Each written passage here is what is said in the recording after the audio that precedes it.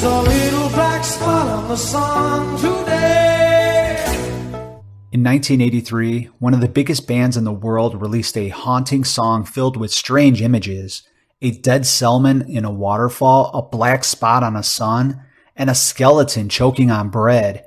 But these lyrics weren't random. They were written during one of the most chaotic periods in the life of Sting. And the real story behind King of Pain is much darker than most people realize. In 1983, the band The Police released their final studio album, Synchronicity. The album would become one of the biggest records of the decade, producing massive hits like Every Breath You Take and the haunting track that we're talking about today, King of Pain. At first listen, King of Pain sounds like a moody, atmospheric rock song. That's my soul up there. But when you actually start listening to the lyrics, things get a little strange. The song describes a series of gloomy images.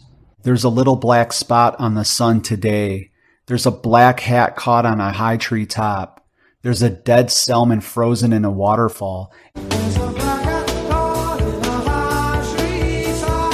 If that all sounds oddly specific, it's because it is. And it turns out these dark images were coming from a pretty stressful time in the life of the band's frontman, Sting. When Sting was writing King of Pain, his personal life was going through a serious rough patch. His marriage was collapsing.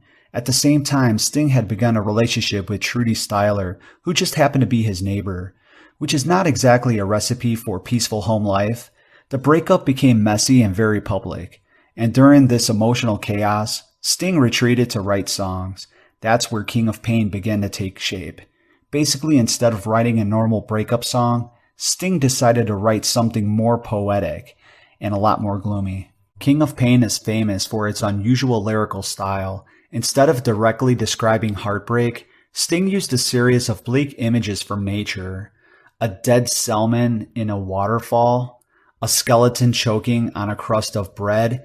None of these images are random.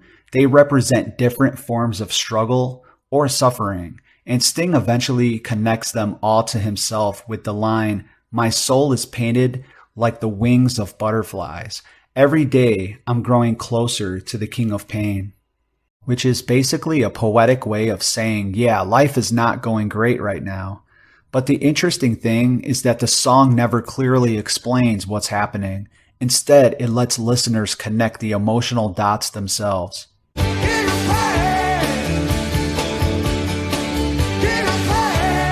While Sting was dealing with personal drama, the band itself wasn't doing much better.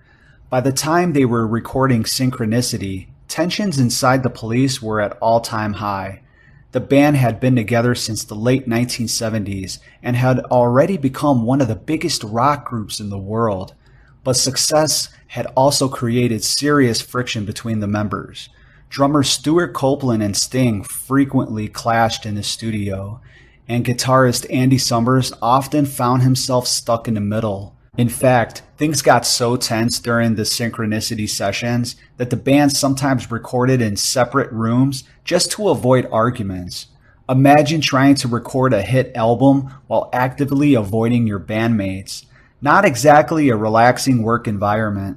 What makes King of Pain especially interesting is that the music itself doesn't sound completely miserable. The track has a steady rhythm, shimmering guitars, and a hypnotic melody. It's almost catchy, which means millions of people have spent decades happily singing along to a song that's essentially about emotional misery. It's like the musical version of smiling politely while your life is falling apart. Despite its gloomy inspiration, King of Pain became one of the biggest songs from the Synchronicity album. The track reached the top 10 on the charts in the United States.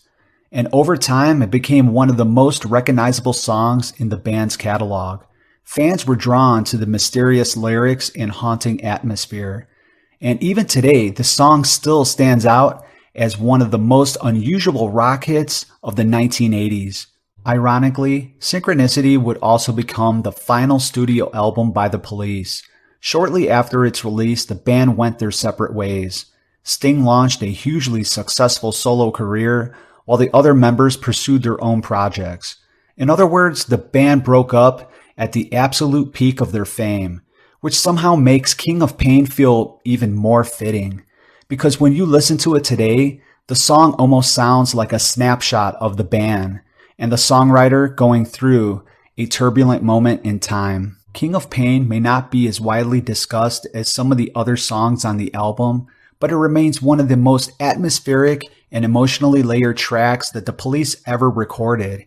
It's a song built from personal turmoil, poetic imagery, and a band that was slowly drifting apart, and yet somehow it still became a massive hit, which just proves one thing: even when life feels like a series of strange disasters, it might still produce a pretty good song.